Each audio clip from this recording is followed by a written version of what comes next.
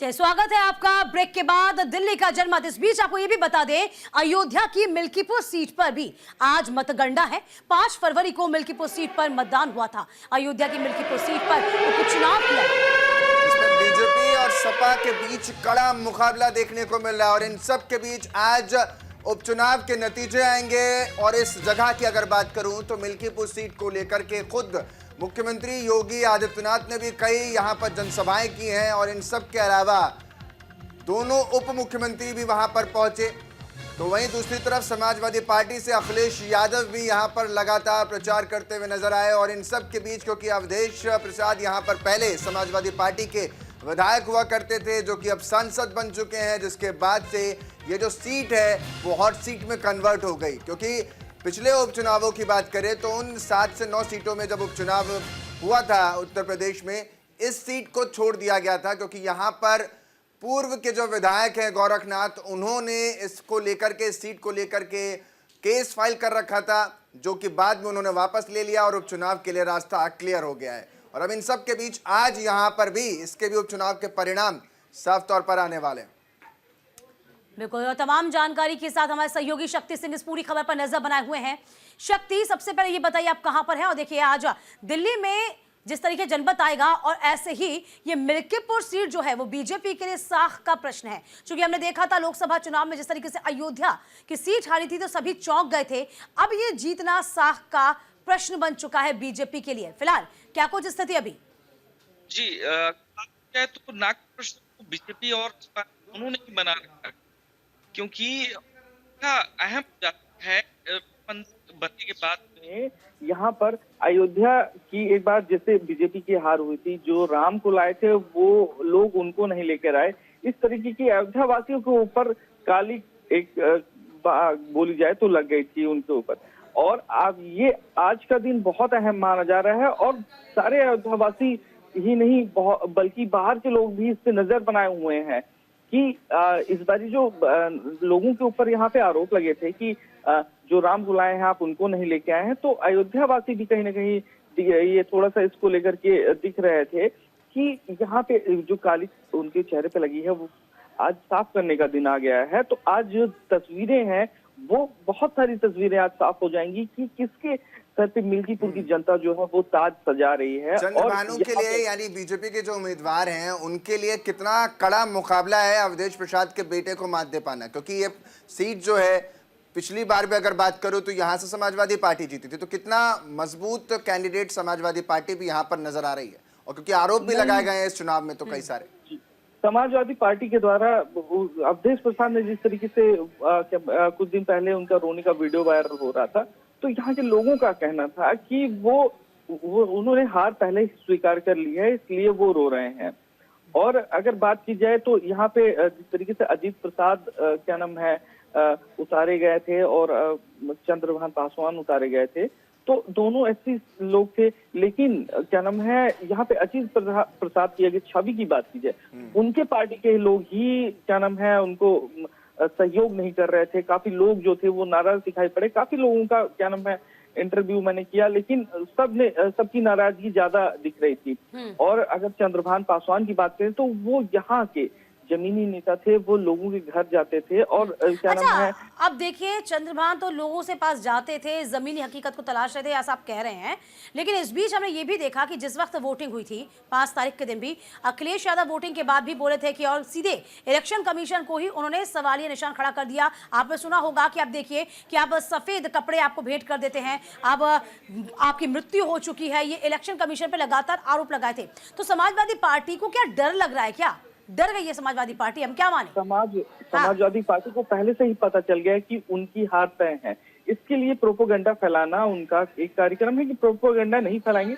अभी जब क्या नाम है सांसदी का चुनाव था, तो जब अवधेश प्रसाद जीते थे तब उनका ईवीएम के ऊपर या फिर क्या नाम है चुनाव आयोग के ऊपर कोई टिप्पणी क्यों नहीं है? जब उनका पार्टी के लोग जब जीतते हैं तब उनकी टिप्पणी क्या नाम है नहीं आती है। लेकिन जैसे उनको लगता है कि थोड़ी सी उनकी हार होने वाली है, तो चीजों को गुमराह करने में और लगातार ट्वीट करने में उनके पार्टी के लोग कभी पीछे नहीं रहते हैं।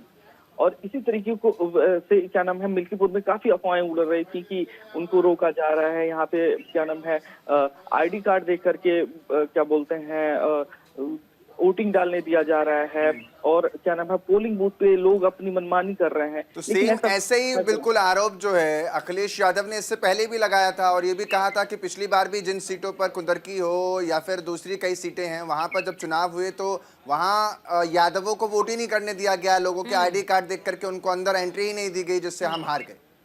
नहीं, ऐसा कुछ नहीं है। अब हम तो ग्राउंड पे उस टाइम मौजूद थे, सारे जितने चैनल वाले हैं सबकी टीम ग्राउंड पे मौजूद थी। सबने एक एक लोगों से पूछा, जो भी वोटिंग करके निकल रहे थे उनसे पूछा, गांव-गांव के अंदर में हम गए थे, वहां भी लोगों से हमने पूछा, बात की, लेकिन किसी का ऐसा कोई रिएक्शन नहीं। ये बताइए शक्ति, जातीय समीकरण जो होता है वो जाहिर सी बात है बड़ा हावी है। बीजेपी की ओर देखिए पारसी समाज का वर्चस्व है, सब जानते हैं। बीजेपी की ओर से भी पारसी समाज को ही टिकट दिया गया, उसी उम्मीदवार को उतारा गया। यदि हम समाजवादी पार्टी का जिक्र करते हैं तो समाजवादी पार्टी ने भी पारसी समाज को ही टिकट दिया है, अजित प्रसाद को टिकट दिया। तो फिलहाल देखिए राजनीतिक समीकरण जो है, जातीय समीकरण जो है वो कितने हावी होंगे, क्या लगता है आपको? नहीं, जैसे अगर बोला जाए तो ब्राह्मण की ओर 7% है और जितने 40% में पारसी समाज हो गया और सामान्य हो गया और अन्य समाज जो आता है वो आता है।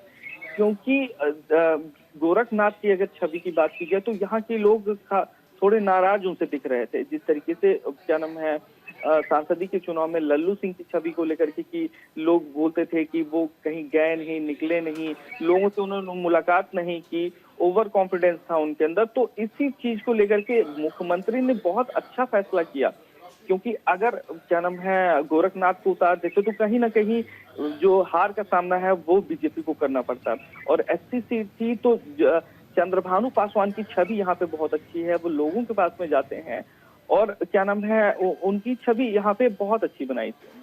तो इसको लेकर के अगर बात की जाए तो यहाँ पे सीटें हैं वो अच्छी दिखती हैं और मतलब बीजेपी को जीत दर्ज करनी थी और आदित्यनाथ योगी का ये फैसला जो था वो बहुत अच्छा माना जा रहा है। क्योंकि जी शक्ति, बहुत बिल्कुल आप भी लगातार इस पर नजर बनाए रहेगा, क्योंकि जैसे ही रुझान आएंगे सीट को लेकर जो समीकरण है वो भी तमाम सामने आ जाएंगे और इन सब के बीच यहाँ क्या स्थिति बनती है वो भी आपसे ज्यादा जानकारी लेंगे। तो फिलहाल देखिए उपचुनाव पर भी आज परिणाम आ जाएगा, मिल्कीपुर उपचुनाव जिसको लेकर बीजेपी की साख दांव पर लगी है। हालांकि वोटिंग के बाद से ही समाजवादी पार्टी के अध्यक्ष अखिलेश यादव ने सरकार पर आरोप लगाना शुरू कर दिया, यहां तक कि इलेक्शन कमीशन को भी कटघरे में खड़ा किया था। तो दिल्ली में थोड़ी देर में मतगणना की शुरुआत हो जानी है। 8 बजे से आपको बता दें वोटिंग की शुरुआत होगी। दिल्ली में 5 फरवरी को मतदान हुआ था। मतदान केंद्रों पर सुरक्षा के 4 इंतजाम किए गए।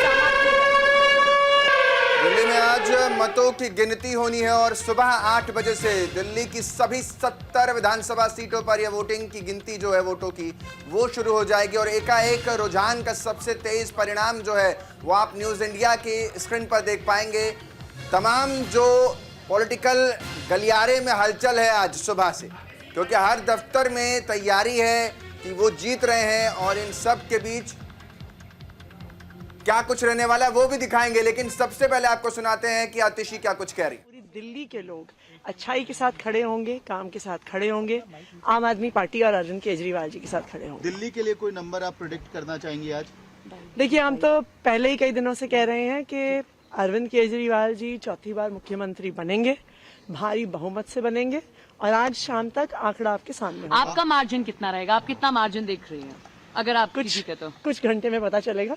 आपके लिए एक चक्रव्यूह रचा गया था, लेकिन मनीष सिसोदिया, आतिशी, अरविंद केजरीवाल तीनों की सीटों पे बीजेपी ने बहुत बड़ा दांव लगाया था ताकि आम आदमी पार्टी को रोका जा सके।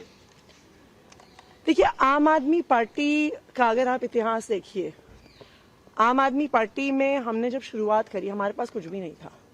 कोई सोच नहीं सकता था कि आम आदमी पार्टी राजनीति में सफल हो सकती है। ना हमारे पास पैसे की ताकत थी, ना हमारे पास बाहुबल था, ना हम धर्म की राजनीति करते हैं, ना हम वोट बैंक की राजनीति करते हैं। लेकिन दिल्ली के लोगों का प्यार था, भगवान का आशीर्वाद था कि आज हम यहाँ तक पहुंचे हैं और मुझे पूरा भरोसा है कि दिल्ली के लोगों का प्यार और ऊपर वाले का आशीर्वाद हम पे बना रहेगा। आतिशी, एग्जिट पोल देखकर बीजेपी अपना बिग बॉस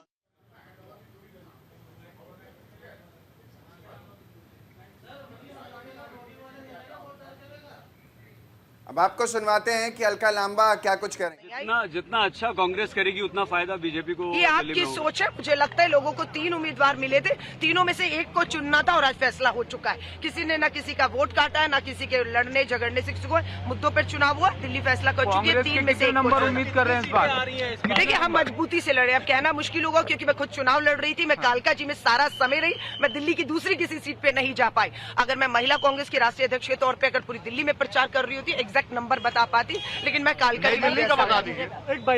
नई दिल्ली तो अरविंद केजरीवाल हार रहे हैं। नाते आपको लगता है कि मुझे लगता है मनीष सिसोदिया और आतिशी का भी विकेट गिरने वाला है। महिला होने के नाते क्या लगता है कि आप महिलाओं में प्रभाव छोड़ पाए, जो वोटर थी महिलाएं उनमें प्रभाव छोड़ पाए? जो देखिए समय मेरे पास कम रहा, लेकिन कालका जी में जितना भी मुझे समय रहा, 80,000 महिला मतदाता मेरे कालका जी में थी। मेरी कोशिश थी उन 80,000 महिलाओं तक, मतदाताओं तक मैं पहुंचूं और संगठन के दम पर मैं इसमें कामयाब भी हुई। अलका जी समय मिले तो इधर आ जाइएगा प्लीज। मुझे लगता है कि ये जीत कांग्रेस के नाम दर्ज मैं प्रतिशत की कोई बात नहीं करी, बस अंदर जाने दीजिए। मशीनें लग चुकी हैं, पहला राउंड 8 बजे शुरू हो जाए। एक सेकंड, हाँ 1 सेकंड। दिल्ली विधानसभा में आप कांग्रेस पार्टी को 20 रूम में देख रहे हैं, बड़ा दखल रहेगा आने वाली। भैया लाइव है, देखिए हमारी बहुमत की सरकार बने, हम विपक्ष में बैठे, हमारा एक कुछ भी हो, कांग्रेस लड़ेगी इस लड़ाई को। दिल्ली वालों की लड़ाई को कांग्रेस पूरी तरह से लड़ेगी। जी अलका लांबा के साथ मुकाबला था, कितना बड़ा मुकाबला? एक टेम्परेरी सीएम थी, रिटायर होने वाली है, चुनाव हारने जा रही है। अलका जी क्या उम्मीद है आपको?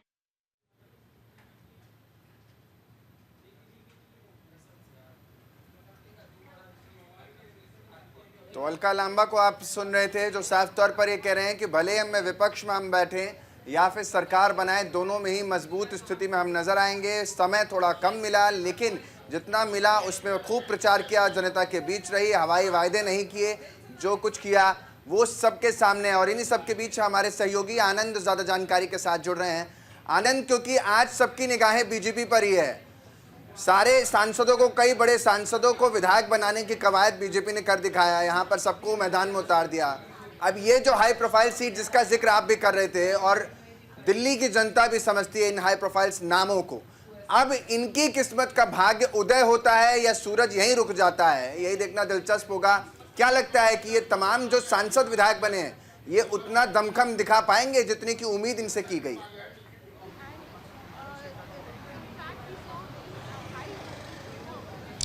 देखिए अंकित, अगर आपको इस तमाम चीज़ों को समझना है तो आपको कुछ दिन पहले एक लेटर वायरल हुआ था जिसको संदीप पाठक महामंत्री हैं संगठन आम आदमी पार्टी के, उसका वो लेटर में बताया जा रहा था, जिसमें उन्होंने बताया था कि नई दिल्ली से खुद केजरीवाल पीछे चल रहे हैं और लगभग इस विधानसभा चुनाव में बीजेपी 26 सीटों पर आगे चल रही है और 20 सीटें ऐसी हैं जहां पे कड़ी लड़ाई है और 24 सीटें ऐसी हैं जहां पर आम आदमी पार्टी जीत रही। तो कहीं ना कहीं उस लेटर के वायरल होने के बाद, वो गोपनीय लेटर था जिसके बाद कहीं ना कहीं कयास लगाए जा रहे थे इस बार बीजेपी और आम आदमी पार्टी, दोनों ही पार्टियां एक दूसरे को कड़ी टक्कर दे रही हैं। और जो आंकड़ा आपने देखा 24 पे आम आदमी पार्टी, उसमें बताया गया है आगे चल रही है और 26 पे बीजेपी, तो कहीं ना कहीं आंकड़ा आप देखें दोनों बराबर है और 20 सीटें ऐसी हैं जहां कड़ा टक्कर है। तो कहीं ना कहीं इस विधानसभा चुनाव बीजेपी के लिए बहुत अहम है, आम आदमी पार्टी के अस्तित्व की लड़ाई है और उसको लेकर आपने देखा कि तीनों बड़ी या कहीं हॉट प्रोफाइल सीटों में बीजेपी ने अपनी पूरी ताकत के साथ उतरे, आम आदमी पार्टी अपनी पूरी ताकत के साथ उतरे और सौरभ भारद्वाज, जो इस विधानसभा में जो एक सीट है जिस पर सबकी नजर है वो है सौरभ भारद्वाज। मैं इस वक्त गोल मार्केट के अटल आदर्श महिला विद्यालय के उधर खड़ा हूं जहां कुछ देर पहले सौरभ भारद्वाज पहुंचे थे। दरअसल यहां पर नई दिल्ली की जो विधानसभा सीट है उसकी काउंटिंग हो रही है।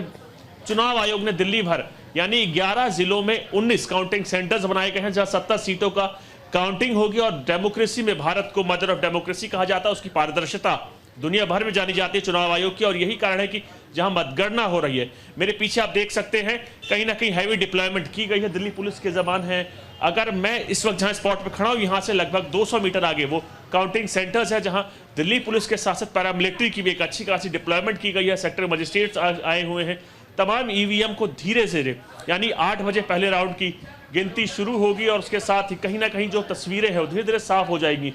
दरअसल चुनाव आयोग ने इस बार कोशिश की है जो तमाम 70 सीट है उस पे जो 19 मतदाता केंद्र बनाए गए हैं जहां काउंटिंग होगी, वहां पूरी तरह से ईवीएम को जल्दी काउंटिंग को लेकर तस्वीरें सामने आने लगेंगी और लगभग 12 के आसपास तस्वीर साफ हो जाएगी कि दिल्ली में अब किसकी सरकार बनेगी। बीजेपी ने इस बार स्ट्रैटेजी के तहत विधानसभा चुनाव लड़ा था। अपने कई बड़े चेहरे, चाहे परवेश साहिब सिंह वर्मा जो कि पूर्व मुख्यमंत्री के पुत्र हैं, सांसद रह चुके हैं पश्चिमी दिल्ली से, उनको विधानसभा चुनाव में उतारा गया। रमेश विधूड़ी जो कि सांसद रह चुके हैं साउथ दिल्ली के, उनको विधानसभा चुनाव में उतारा गया। और उसके साथ साथ कई बड़े नेता जो कि कभी कांग्रेस में हुआ करते थे, जंगपुरा की मैं बात कर रहा हूं, तजविंदर सिंह मारवा सीनियर नेता थे, कांग्रेस को बीजेपी में ज्वाइन करते हैं, बीजेपी में सिख प्रकोष्ठ के प्रदेश अध्यक्ष बनते हैं, उनको टिकट दिया जाता है। तो कहीं ना कहीं कोशिश बीजेपी ने ये की थी। और अगर सौरभ भारद्वाज की मैं बात कर रहा था कि इस बार उन पर नजर रहेगी, लेकिन ग्रेटर कैलाश से भी एक बीजेपी के बड़े नेत्री का नाम था, लेकिन वो जब नहीं उतरी, उन्होंने चुनाव लड़ने से मना कर दिया, जिसके बाद शिखा राय जो वहां की पार्षद है उनको टिकट दिया गया। तो बीजेपी ने इस बार पूरी स्ट्रैटेजी के साथ ये चुनाव लड़ा है। बीजेपी ने ये माना है कि आपदा में अवसर है इस बार, क्योंकि जो आम आदमी पार्टी की पहले इमेज हुआ करती थी वो नहीं है। शराब नीति में जो भ्रष्टाचार हुआ, जिसके बाद अरविंद केजरीवाल की गिरफ्तारी हुई, मनीष सिसोदिया की गिरफ्तारी हुई, सत्येंद्र जैन देखिए वही हम कह रहे हैं, आपदा में अवसर कहीं ना कहीं बीजेपी जो है वो तलाश रही थी। और बीजेपी ने वही शब्द भी दिया, प्रधानमंत्री मोदी ने वही शब्द भी दिया, आपदा। ये तमाम बड़ी बातें की। देखिए आप मेरे साथ बने रहिएगा, हमारे साथ बने रहिएगा आनंद। इस बीच सौरभ भारद्वाज ने क्या कुछ कहा, जरा ये भी जान लेते हैं।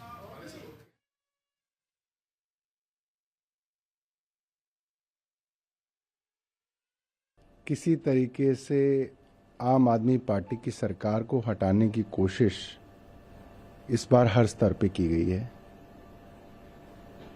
चाहे ईडी, सीबीआई, इनकम टैक्स हो, चाहे इलेक्शन कमीशन हो, चाहे पुलिस हो।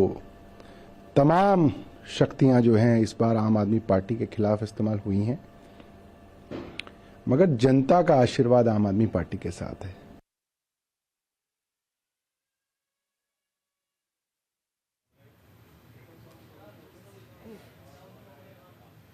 तो आइए अब आपको सुनवाते हैं कि तमाम राजनेताओं ने आज क्या कुछ प्रतिक्रियाएं दी हैं, एक एक करके सभी को सुनवाते हैं आपको।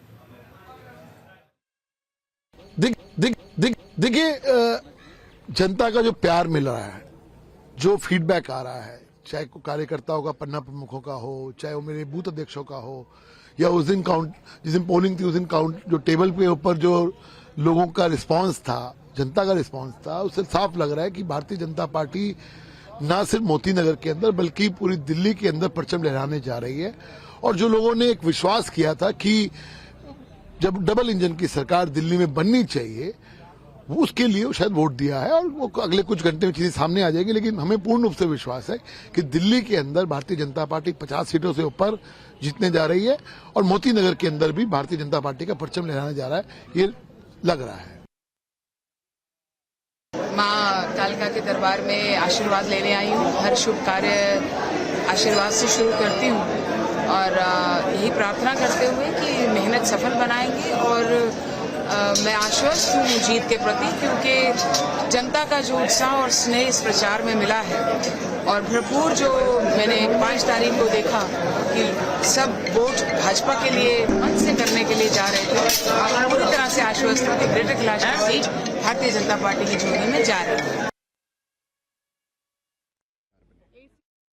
केजरीवाल जी के घर पे उस पे क्या कहना है? एसीबी को कहता हूं कि वो चुन्नी भर पानी में उसे डूब मरना चाहिए। जो खाकी वर्दी उन्होंने पहनी है वो भारतीय जनता पार्टी के भगवे से नहीं निकली है, वो देश के संविधान से निकली है, इसीलिए खाकी है, वरना भगवा होती या किसी और देश में होती तो कोई और रंग की होती। खुल्लम खुल्ला 1100 रुपए कैश बांटा गया इसी विधानसभा में जहां हम खड़े हैं। एसीबी वाले छुप के कहीं खड़े हुए थे, जूते पहनाए जा रहे थे, बेडशीट बांटी जा रही थी, चुनाव वाले दिन 500 रुपए दिए जा रहे थे। अरे एसीबी वाले कहाँ थे? इतनी बेशर्मी, इस तरीके से सत्ता का निरंकुश तांडव आज तक भारत देश में देखा नहीं गया। और ये बहुत ज़्यादा जो है शर्म की बात है कि पूरा विश्व देख रहा है कि एक दुनिया की सबसे बड़ी पार्टी कहलाने वाली भारतीय जनता पार्टी एक छोटे से राज्य को, जिसको ये राज्य भी नहीं मानते, उस म्यूनिसिपैलिटी के मुख्यमंत्री के इलेक्शन के लिए उन्होंने सारी लोक लज्जा त्याग कर बिल्कुल जो है निर्वस्त्र हो गए। ये बहुत शर्म की बात। क्या एक तरफा कार्रवाई हो रही है सर? और दूसरा सवाल इसी में सर, क्यों बाकी पार्टियों के आप लोगों के आरोपों को गंभीरता से नहीं ले रहे हैं? आपको हर बार कहते हैं कि नहीं ये पार्टी झूठ बोल रही है। देखिए, उनको अपनी नौकरी बचानी है, कोई आईपीएस हो, कोई आईएएस अफसर हो, अब उन सबको आज किसी भी बात पे सस्पेंड कर दिया जाता है, फिर आप लड़ते रहो मुकदमे, सस्पेंड रहो, तो कोई आदमी जो है अपनी नौकरी को दांव पे नहीं लगाता। और इसी तरीके से जो है आज प्रजातंत्र चल रहा है। जो लोग अच्छे भी हैं वो भी अपने बीवी बच्चों को सोच के जो है ज़्यादा सरकार के खिलाफ जो है खड़े नहीं हो पाते, आवाज़ नहीं उठा पाते हैं। लोग सोचते हैं कि चलिए देखिए जैसा भी है, क्योंकि उनकी अपनी मजबूरियां हैं। समस्या जो है वो भारतीय जनता पार्टी की केंद्र सरकार के अंदर है। 17C अपलोड करने की एक्सरसाइज आप लोगों ने की, क्या इसी वजह से इस बार अप्रॉक्सीमेट ट्रेंड के बाद बढ़ोतरी नहीं हुई? आई थिंक देश में पहली बार एक पार्टी ने एक इनिशिएटिव लिया कि हमारे एक पोलिंग बूथ पे जो हमारा एजेंट बैठा था उसने फॉर्म 17C की कॉपी ली, वो कॉपियां इकट्ठी हुई, कोलेट हुई और उनको हमने अपलोड किया ताकि इलेक्शन कमीशन के पास कोई गुंजाइश ना बचे कि वो वोटों को बढ़ा सकें। और उसके बाद इलेक्शन कमीशन को मजबूरन अपना डेटा शेयर करना पड़ा। ये प्रजातंत्र के अंदर एक बहुत गंभीर बात है कि इलेक्शन कमीशन का काम एक राजनीतिक दल को करना पड़ रहा है और इलेक्शन कमीशन की कोई जवाबदेही नहीं है। काउंटिंग सेंटर पर डीसीपी, एडिशनल डीसीपी, एसीपी और इंस्पेक्टर्स के अलावा 250 के आसपास तैनाती की गई है। हमने ट्रैफिक के भी पुख्ता इंतजाम किए हैं। ट्रैफिक पुलिस ने ट्रैफिक डायवर्जन भी दिया हुआ है ताकि काउंटिंग सेंटर के पास कोई भी व्हीकल्स ना आए और यहाँ पर कोई भी मजमा या अनऑथोराइज गैदरिंग ना हो। इसके अलावा 4 टायर ये सिक्योरिटी कॉर्डन लगाया गया है। 2 टायर हमारे आउटर कॉर्डन में है जिसको लोकल पुलिस मेंटेन कर रही है। 2 टायर इनर कॉर्डन है जिसको सीएपीएफ ने मेंटेन किया हुआ है। इसके अलावा हम एरियल व्यू के लिए भी ड्रोन का इस्तेमाल कर रहे हैं ताकि कोई भी अनऑथोराइज मजमा ना लगे। और एडिशनल फोर्स हमने विक्ट्री प्रोसेशन अगर निकालते हैं, जुलूस निकालते हैं जीतने के बाद, तो उन कैंडिडेट के साथ भी जुलूस के दौरान हमने सुरक्षा मुहैया करा। ठीक से करी थी, काम ठीक से किया था। पिछले 10 साल से केजरीवाल जी ने जिस तरह के काम दिल्ली की जनता के लिए किए हैं और दिल्ली में शिक्षा, स्वास्थ्य, बिजली, पानी, इन सब के लिए जो काम हुए हैं उसको देखते हुए हमें पूरा यकीन है कि दिल्ली के लोग इस पूरे अच्छे काम को आगे ले जाने के लिए और भी एक गुड गवर्नेंस के लिए, काम की राजनीति के लिए, ईमानदारी की राजनीति के लिए वोट किया है और पूर्ण बहुमत की सरकार।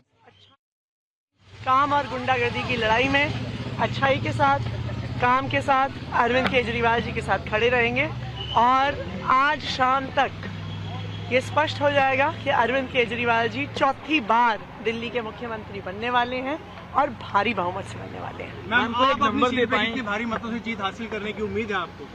आइए, वो तो 2 घंटे में पता चल जाएगा। इस बीच बड़ी खबर आपको बता दें, सतीश उपाध्याय ने मंदिर में पूजा अर्चना की। मतगणना से पहले भगवान का आशीर्वाद लिया। मालवीय नगर सीट से बीजेपी के उम्मीदवार हैं सतीश उपाध्याय। तो साफ तौर पर मतगणना से पहले भगवान का आशीर्वाद लेने सतीश उपाध्याय मंदिर पहुंचे हैं। भारतीय जनता पार्टी के मालवीय नगर सीट से बीजेपी के उम्मीदवार हैं और इन्हीं सब के बीच, क्योंकि सुबह से ये तस्वीरें भी आपको दिखा रहे हैं जब मंदिर पहुंचे हैं और उनके साथ परिवार के कुछ लोग भी नजर आ रहे हैं तस्वीरों में। पूजा अर्चना करते हुए सतीश उपाध्याय आपको तस्वीरों में नजर आ रहे हैं।